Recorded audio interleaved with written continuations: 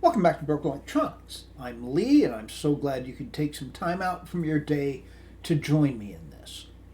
What I intend to be doing today, we've seen a lot of Mac Mini content lately where I've been acquiring different Mac Minis and showing them off. We did a comparison between the 2014 to 2012 minis. Really, what I'd like to do today is to give an overview of all of the different Mac Minis that I have. Now, this is not all of them. I have quite a number of duplicates in these, but this is pretty much a complete set of Mac Minis, ranging from 2005, to the present, with a couple of exceptions that I will note as we go on in the video. So if you want to take a look at this, what is to me very interesting collection of fascinating Apple machines, please stay tuned. All right, we have here the lineup of 15 different Mac Minis. Of those 15, 5 of them are in the original acrylic enclosure, which takes us up to 2009. And then from 2010 on, the familiar aluminum enclosure, which we still know and love today. All right, on the far left here, the first one in the lineup, moving left to right, is the original Mac Mini. This is not the Mac Mini that I first purchased, but it is an example of one. This is the only PowerPC Mini, the 2005 G4. Right next to it, we have the first of the Intel Minis, running an Intel Core Solo processor. That's from 2006. From 2007, we have the first Intel Core 2 Duo. Now, I said there were a couple missing. One of the missing ones, Apple did update the first Intel Mac Mini, which was first running a Core Solo, with a Core Duo. Not to be confused with the Core 2 Duo. The distinction between the two, the Core Duo was a 32-bit processor. The Core 2 Duo is a 64-bit processor. And now, two examples from 2009, both identified as 3,1. We should perhaps talk about that. The PowerPC Macs with identifiers, all identified as Power Macs. So the 1,1 Mac Pro was the 2006. 2,1 was the first 64-bit. And then in 2009, we have the 3,1. The one on the right is the server model, the first server model Mac Mini that Apple released. However, at that point, they did not change the model identifiers between them. They both identified as 3,1s. And now, we have two examples of the 2010 Mac Minis. These are the 4,1 machines. The one on the left is the regular Core 2 Duo Mac Mini. The one on the right is the server model of the Mini. Now, there are 3 of the 2011s here. The first one is the 5,1, which had, I believe it's a 2.3 gigahertz Intel Core i5, whereas the second edition, the 5,2, had a 2.5 gigahertz i5, and then the server model, which did receive a separate identifier of 5,3. Now, next to that, we have 2 of the 2012 Mac Minis, the 6,1, which had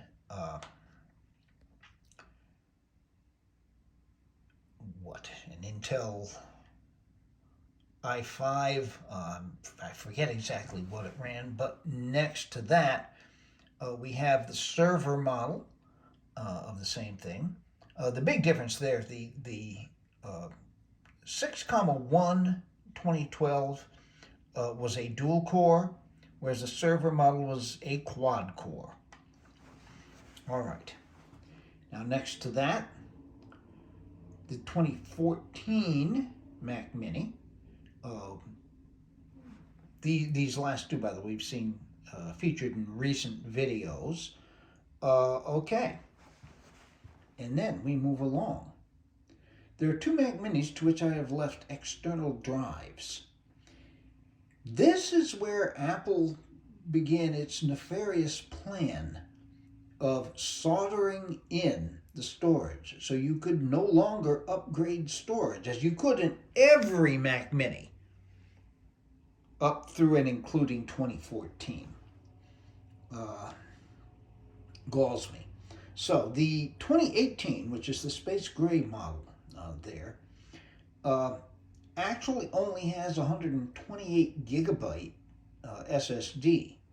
So there is a 750 gigabyte Samsung Thunderbolt drive on there, which brings it up to usable proportions. Similarly, here is the M1 Mac Mini. This model has 16 gigabytes of RAM. It came with a 512 gigabyte SSD soldered in. The 1 terabyte SSDs were very, very expensive. So I chose to go with the 512 and added to it 4 terabytes of external Thunderbolt storage.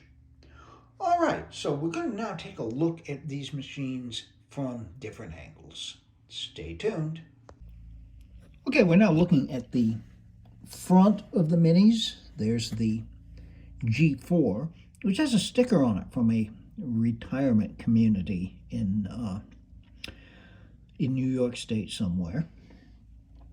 There's the 2006, which looks exactly the same from this angle, as does the 2007, as does the 2009. But here we see the first difference. This is the server model of the 2009. With the server models, Apple removed the optical drives and replaced them with hard drives, something you can actually still do to this day with one of the regular ones if you don't need the optical drive. All right, in the 2010s, there's a slot for the optical drive. That 4,1 with an optical drive was the last Mini to come with one in 2010. Now here we see the server model.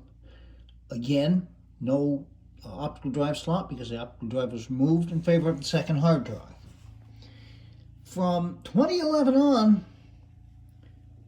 there was no optical drive, so the 3 examples of the 2011s all look exactly the same from this angle, as you can still see with the 2012s and the 2012s and the 2014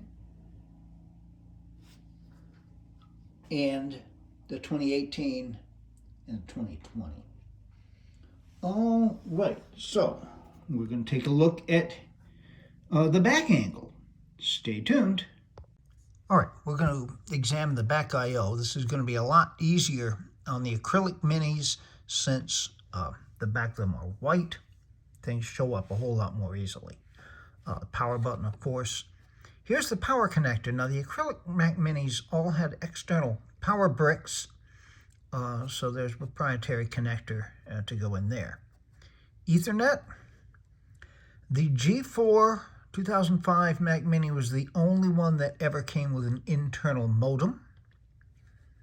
The only video out was a full-size DVI, 2 USB 2 ports, and a FireWire 400 port, headphone jack, and a Kensington lock.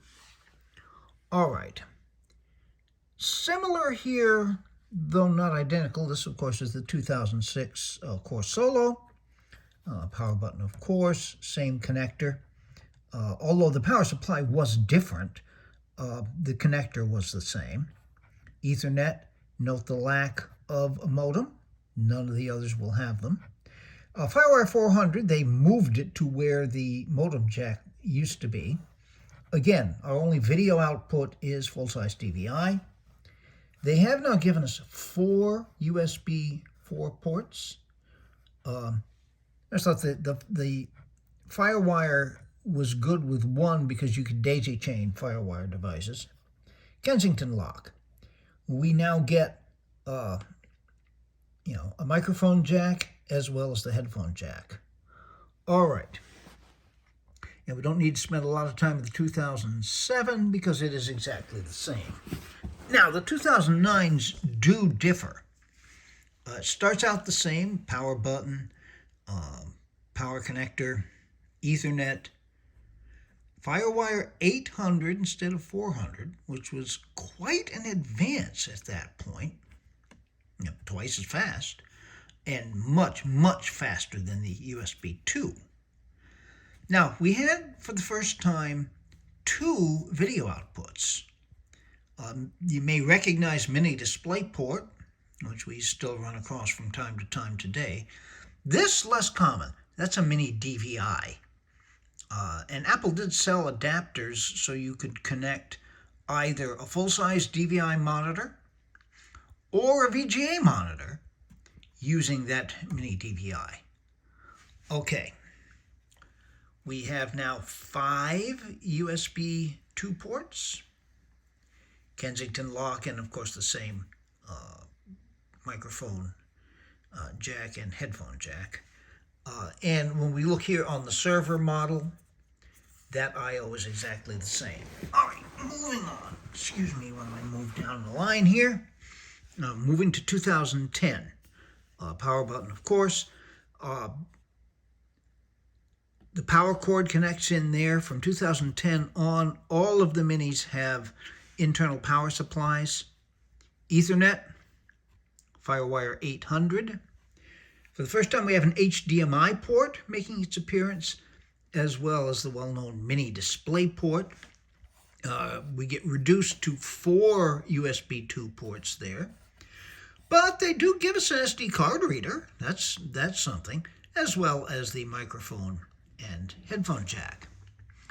And here on the server, it's exactly the same. Now, you could, of course, identify the server by looking at the front and the lack of the optical drive.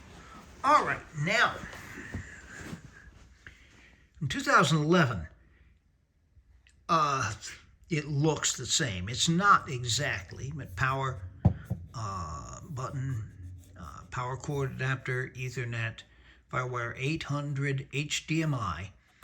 Instead of the Mini DisplayPort that we found in 2010, however, we get a Thunderbolt port for the first time. And this was Thunderbolt 1. It was short-lived, but did exist. And you could use it to connect a Mini DisplayPort, certainly. All right, 4 USB 2 ports. Yeah, as I say, it looks exactly the same. And of course, as we go on to the other 2 2011 Minis, they look exactly the same. All right, moving down. Now, once again, the 2012s. We have 2 of those here.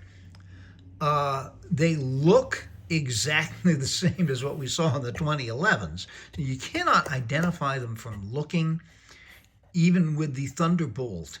I think you can see the logo there next to the HDMI port. However, this was the much more capable Thunderbolt 2. Right, and the 4-year spin, all of that the same. All right. And of course, this being the other 2012, same idea. All right, now in 2014, we do see some changes. Starts out very much the same, except Apple decided they no longer needed to include the by now obsolete for modern computers FireWire 800. Then we've got your power button, your power cord connector, Ethernet.